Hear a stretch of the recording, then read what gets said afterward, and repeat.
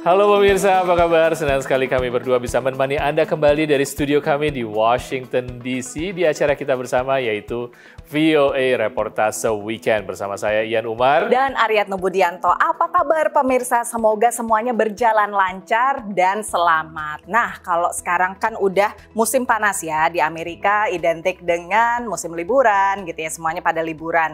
Kalau kamu mau ngapain? Waduh, sebenarnya setiap musim panas memang ada acara ataupun juga target untuk liburan. Tapi buat saya paling cuma 1 minggu karena gitu takut ya? banget semuanya pada liburan Iya soalnya. benar. Nah, semoga kalau saya nanti pas lagi pulang kampung itu semuanya berjalan lancar ya. Dan kalau misalnya pemirsa ketemu dengan sama saya ya di jalan atau di mall gitu, jangan lupa untuk say hi. Apapun rencana Anda, mudah-mudahan liburan musim panas ini berjalan dengan lancar. Tapi untuk 30 menit ke depan kita ada banyak liputan yang ingin kami sampaikan berikut ini. Dari rumahnya, seorang diaspora asal Jakarta menjawab tingginya permintaan modest fashion dan busana muslim di Washington, D.C. Dengan koleksi busana dan aksesoris khas Indonesia, Theta Fashion berkembang lewat live shopping, interaksi lewat siaran live di medsos yang kian populer di Indonesia dan Amerika. Produk slow fashion Indonesia Sukacita mendapatkan respon positif dari pasar New York. Semangat Sukacita sesuai dengan prinsip tujuan pembangunan berkelanjutan atau SDG ditengok oleh PBB dan membawanya ke pusat mode dunia New York. Bertujuan memberdayakan perempuan Indonesia di pantai timur Amerika, Sri Kandi Baltimore menggelar acara bazar akhir musim semi lalu. Mengumpulkan pebisnis perempuan, acara diadakan di Baltimore, kota pelabuhan negara bagian Maryland, diramaikan pengunjung yang menikmati kuliner serta budaya Indonesia.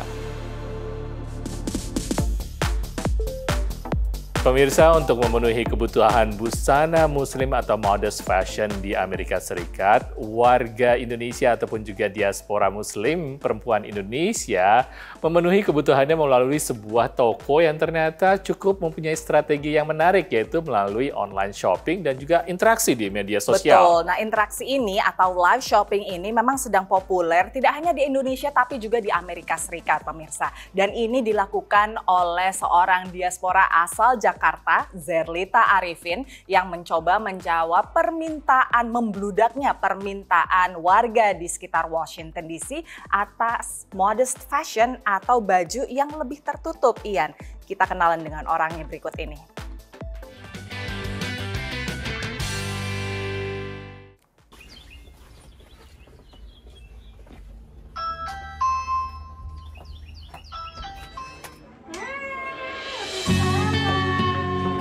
Dari hobi sebenarnya awalnya, dari Indonesia pun saya pernah ikut bazar-bazar gitu ya, pameran sama temen. Jadi pas sampai di sini tuh ngelihat peluang untuk memperkenalkan ya baju-baju Indonesia gitu. Terus kebutuhan ibu-ibu di sini kan juga untuk baju muslim itu susah ya. Jadi ya udah saya buka Theta Fashion. Ruang bawah tanah ini berisi koleksi Theta Fashion, busana dan aksesoris khas Indonesia yang dikurasi Zerlita Arifin untuk menjawab tingginya permintaan warga di Washington DC dan sekitar akan modest fashion, busana sopan yang tidak terlalu memperlihatkan kulit. Kita lebih menonjolkan etnik Indonesia ya. Jadi ada tenun, ada jumputan, ada batik-batik. Sebagian ada cowok-cowok juga sih, kemeja batik atau baju koko. Muslim-muslim tidak hanya dari Indonesia aja, dari Middle East gitu juga. Kalau kita ngadain bazar itu mereka juga banyak yang beli juga. Kalau dari non-Indonesianya mereka cocok-cocok aja sih untuk membeli, karena kan saya juga jual kaftan ya. Kalau orang sini kan ada yang lebih size-nya itu lebih besar, jadi untuk kaftan masuk ke mereka. Pelanggan senang dengan harga terjangkau. Misalnya sehelai kaftan berkisar antara 35 hingga 65 dolar. Baju untuk halakoh biasa pengajian bulanan. Jadi kita cari di Theta Fashion langganannya. Kalau saya sih lebih suka Indonesian style ya dibanding yang baju muslim yang di daerah-daerah sini gitu. Oh, misalnya dari negara lain. Ya. Kenapa kok bahannya? Bahannya itu juga lebih modelnya nyaman. juga modelnya tuh kayaknya lebih masuk ke kita gitu loh. Selain jualan di rumah atau di acara komunitas, Zerlita juga mengadakan live shopping di media sosial. cara Jitu membidik target pasar yang mayoritas ibu-ibu diaspora Indonesia. Kalau saya punya toko kan saya harus standby di toko. Kalau di rumah itu kan saya bisa sewaktu-waktu, misalnya kadang kita mau live shopping aja, dadakan aja itu juga bisa. Setup-nya paling cuman dibantu suami, terus kita pasang kayak ada musik-musiknya gitu supaya nggak sepi. Bisa lebih dari 30 orang. Suka ikut live shopping nggak? Oh, sering banget ya kita. Nah, pokoknya kalau udah Mbak Teta bilang, hari Jumat jam sekian, buru-buru. Yang lagi masak, sambil buka Facebook, aduh seru banget. Kenapa sih live shopping itu menyenangkan? Karena menarik, terus pasti harga juga Harganya lebih beda dibanding nggak live ya, harga normal biasa. Harganya pasti diturunin. Zerlita memasang stoknya di Facebook dan membuka pre-order. Dengan bantuan adik, baju dan aksesoris dari berbagai pemasok di tanah air dikirim via pos dari Jakarta. Biasanya sampai di rumah Zerlita dalam waktu 1 hingga 3 minggu. Biru Wardah. Dari live shopping sendiri, Zerlita bisa menjual setidaknya 40-an baju dan aksesoris per bulan. Dari Germantown, Maryland, Aryatna Budianto, dan tim VOA.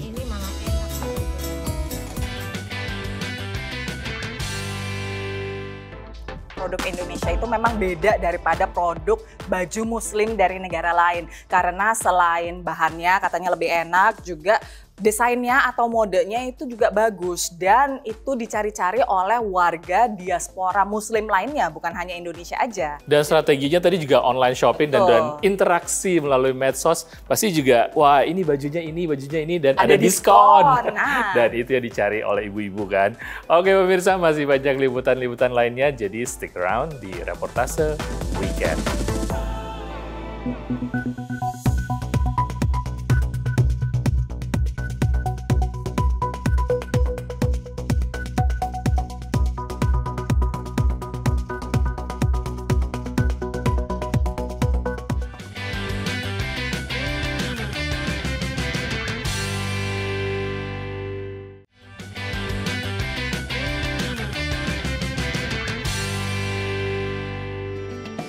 Anda masih menyaksikan Reportase Weekend dari studio VOA di Washington DC. Pemirsa, fenomena fast fashion atau baju yang bisa diproduksi secara massal dengan cepat, ini memang populer sekali dimanapun di seluruh dunia termasuk juga Amerika Serikat, tapi menimbulkan berbagai masalah antara lain adalah sampah yang semakin menimbun.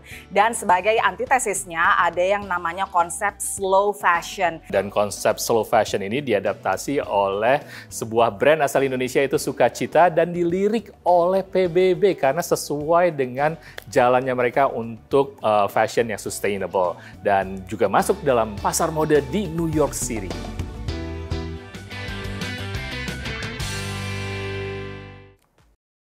Dari tangan para ibu di pedesaan Indonesia, produk mode Sukacita telah dipesan ke banyak konsumen internasional. Dan kini produknya berhasil tembus pasar New York, Amerika. Mungkin yang paling jauh, ya ini, ke US. Produk slow fashion Sukacita yang berkesesuaian dengan tujuan pembangunan berkelanjutan PBB mendapatkan perhatian dari Badan Program Pembangunan PBB UNDP dan dihubungkan dengan The Canvas di New York yang memasarkan produk mode premium dari berbagai negara.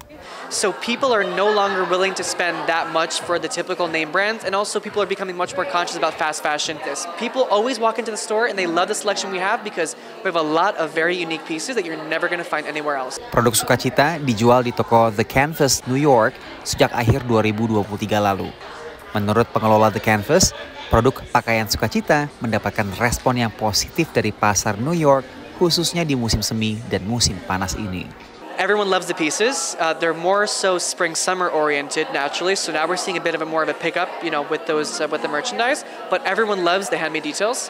Tren slow fashion yang ramah lingkungan dan menghargai tenaga pekerjanya kini terus naik daun. Namun, ini bukan tanpa konsekuensi. One of the problems with heritage craft is that in order to pay people a living wage to do it, the cost of that living wage gets passed on to the consumer ultimately. Harga Sukacita tergolong tidak murah, berkisar di Rp260.000 untuk aksesorisnya hingga Rp12 juta seperti koleksi base cap yang pernah dikenakan vokalis Coldplay Chris Martin. Yang kemarin sempat Chris Martin itu tuh ada yang bilang kayak wow itu bisa beli motor or something gitu.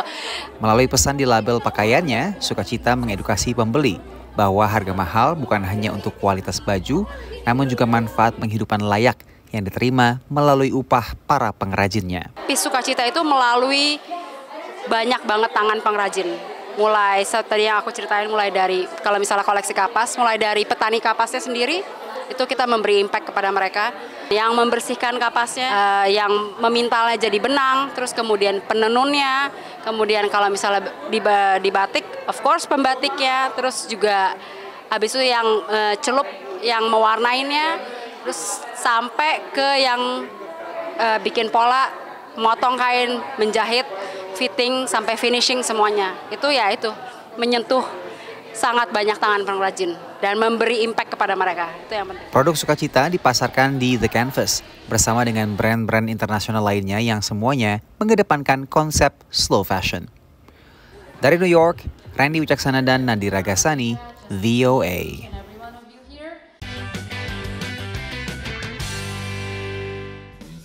Ya pemirsa, memang slow fashion tadi menarik tidak hanya publik tapi juga tentunya selebriti yang mereka udah mulai mengendorse ya produk-produk slow fashion. Seperti yang tadi kita lihat Chris Martin tadi, memang harganya lebih mahal tapi ya nggak apa-apa, ini demi lingkungan.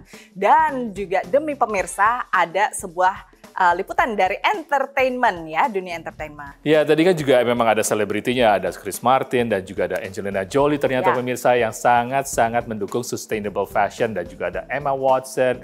Masih banyak lagi ngomongin selebriti, saatnya buat untuk VOA Entertainment Update bersama Gandhira Pratama.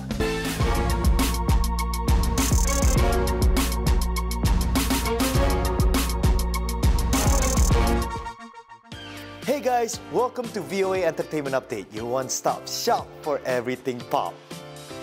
Ada berita keren sekali nih, band metal berhijab Indonesia Voice of Baceprot baru saja mencatat sejarah di salah satu festival terbesar di dunia.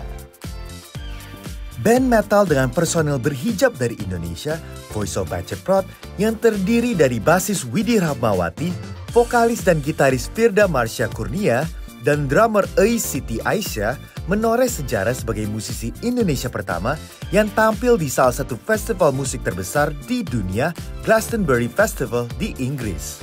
Bagi Voice of Baceprot, Glastonbury merupakan panggung terbesar mereka, jauh dari kampung halaman di Garut, Provinsi Jawa Barat. Bebannya itu gede banget gitu, karena kan udah bukan lagi nama VOB yang diangkat nama personal kita, tapi juga nama negara, ya, negara Indonesia gitu. Selain itu, band ini juga sempat tampil di venue ikonik, sebuah gedung pertunjukan bergaya Victoria yang dibangun tahun 1884, The Dome di kota London. Meski popularitasnya secara internasional sebagai satu-satunya band metal yang berhijab semakin dihargai, Voice of Baceprot masih menghadapi stigma di luar negeri dan di tanah air. Kita kan bawain musik metal nih, terus di kampung terutama kan suka dianggap kalau musik metal itu musik setan gitu, gak cocok dimainin sama perempuan apalagi kita berhijab. Walaupun begitu, para fans tetap mendukung band ini. Menurut saya malah di zaman yang sekarang tuh kan emang perempuan kan udah lebih banyak yang berhijab juga ya, jadi untuk metal berhijab tuh justru bagus gitu, maksudnya berhijab bukan berarti jadi penghalang buat main musik apapun. Setelah tour di Inggris ini, Voice of Baceprot akan menggarap album baru serta berencana membangun sebuah komunitas dengan calon musisi-musisi muda Indonesia. Kita nanti bikin komunitas, kita bikin gerakan di situ. Terus kayak untuk Baceprot yang mungkin belum punya kerjaan juga nanti kita akan bikin semacam usaha kecil-kecilan yang bisa mereka kelola. Terus nanti di ruang itu juga kita maunya memberdayakan komunitas di sana. Gokil, keren sekali. Kita tunggu ya albumnya. Oke, masih ngebahas tentang rock band dari Indonesia. Kali ini Reality Club baru saja tampil di radio show terkenal Audio 3. All the way from Jakarta, Indonesia, we got Reality Club in the building. We are in Audio 3. We're gonna do a live session at Audio 3. Saat tur untuk pertama kalinya di Amerika Serikat dan Kanada, band indie rock dari Indonesia, Reality Club, sempat merekam penampilan live untuk record label khusus artis-artis indie, Audio Tree, di kota Chicago. Mereka membawakan 6 lagu hits mereka, termasuk Am I Bothering You, Audio Tree, Am I Bothering You, dan Anything You Want.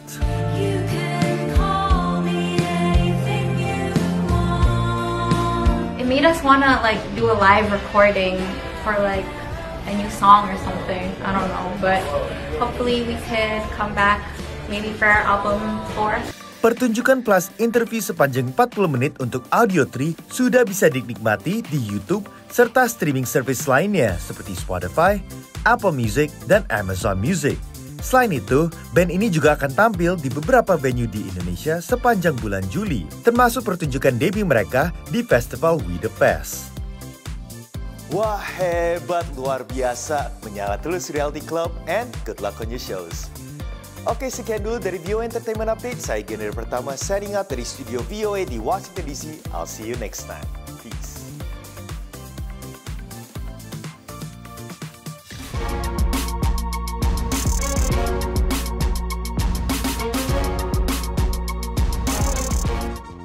Kita akan mengajak Anda ke kota Baltimore, pemirsa, untuk bertemu para Sri Kandi di sana.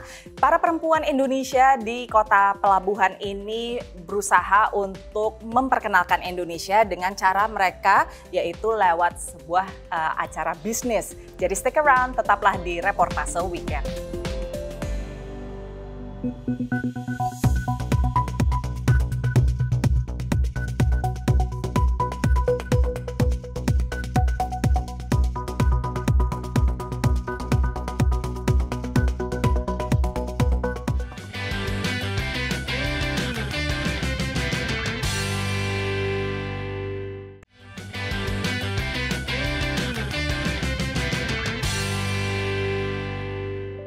Pemirsa, Anda masih bersama Reportase Weekend. Ikatan antara para diaspora yang tinggal di luar negeri, contohnya diaspora Indonesia yang ada di Amerika, memang cukup kuat dan bahkan bisa menghasilkan sesuatu yang sangat-sangat positif. Dan ini dilakukan oleh diaspora Indonesia, terutama perempuan yang tinggal di kota Baltimore ya. Betul, mereka bernaung di bawah organisasi Sri Kandi Baltimore, pemirsa. Dan mereka berupaya untuk memberdayakan para perempuan diaspora Indonesia di kota tersebut dengan sebuah ajang bisnis. Kita saksikan liputannya berikut ini.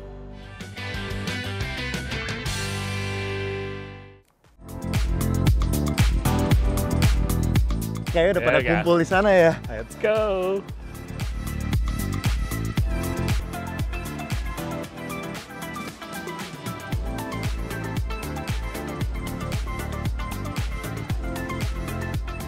Hey guys, sekarang kita udah ada di Baltimore, tepatnya di sebuah community center, lagi ada acara Sri Kandi Indonesian Spring Festival. Nah, ini acaranya tadi bisa dilihat banyak banget orang-orang yang sudah datang, nggak cuma dari warga diaspora Indonesia, tapi juga warga sekitar dari Baltimore, dan juga berbagai negara bagian katanya. Nah, Sri Kandi ini sebenarnya memang hanya untuk para wanita Indonesia, diaspora Indonesia ini, atau gimana nih organisasi ini, Mbak Tuli? Sebenarnya awal berdirinya Sri Kandi itu kita mau menghimpun wanita-wanita Indonesia di sekitar East Coast ini, dan bukan hanya East Coast ya, tapi kita akan melebarkan sayap-sayap kita ke state-state lainnya. Gunanya itu untuk memberdayakan wanita. Dan acaranya hari ini apa aja? Acaranya hari ini tuh selain pertunjukan seni kebudayaan, tari-tarian, lomba peragaan busana buat anak-anak ya sama teenager. Kemudian lomba menggambar buat anak-anak juga. Kemudian kita ada kuliner.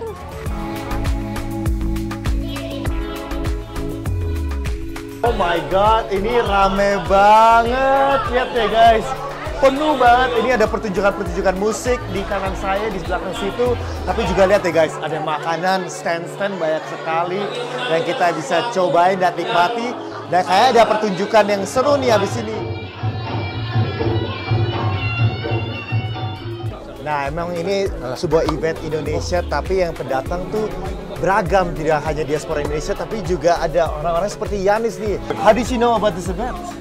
My wife, who is Indonesian, knew about it. Oh, I see. Yeah. So I see that you know a little bit about Indonesian food. Yes, and we miss it in Baltimore. We wish we had more Indonesian restaurants. What are you eating right now? Rendang. Rendang. Is that your favorite? I have many favorites. I ate a bakso before. Bakso before? Oh yeah, that's also one of my favorites.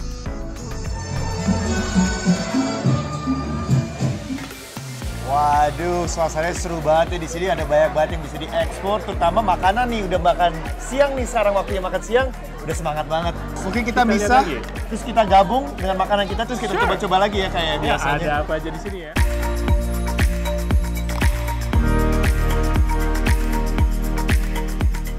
Hey guys, yang menarik perhatian saya justru di sini ada bakso bakwan Malang. Ini lengkap kok. Bakwan Malang. Bakwan Malang, bakwan Malang kan pasti ada gorengannya.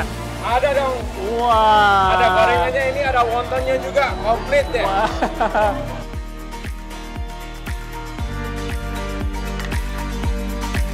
Ini guys. Aduh, aku porsinya gede banget. $10 loh. Tapi ini porsi Amerika Serikat. $10 ini. Oh, lihat deh, besar banget. Ini lontong sayur tapi minta pakai kambing juga. Jadi ada rendangnya, ada kambingnya.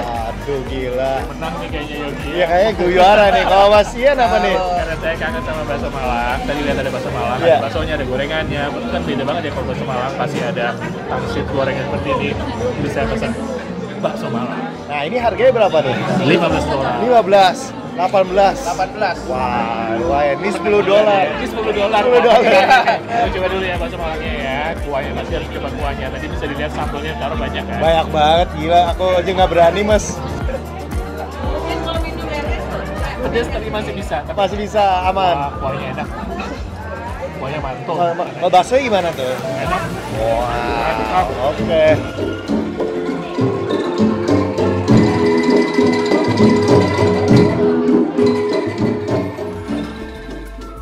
Gimana tanggapannya terhadap acara hari ini? Sukses nggak? Thank God, kelihatannya sih semuanya datang ya. Mereka senang karena banyak masakan Indonesia dan juga budaya-budaya kita yang kita tampilkan. Ada member-member yang baru, ada dari chapter-chapter yang baru dari negara bagian lain? Iya, betul. Itu kita mulai dari entrepreneur pertama nih, ada Linda Tan. Ini kebetulan dia punya restoran di sini. Yang datang itu dari New York, dari New Jersey sampai Charlotte. Dan mereka datang ke sini untuk vendor, sebagai performer juga dan sebagai guest.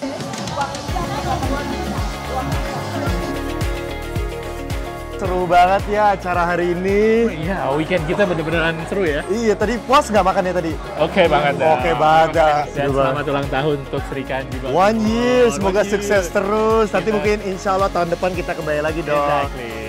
Oke, sekian dulu teman-teman. See you guys next time. Bye.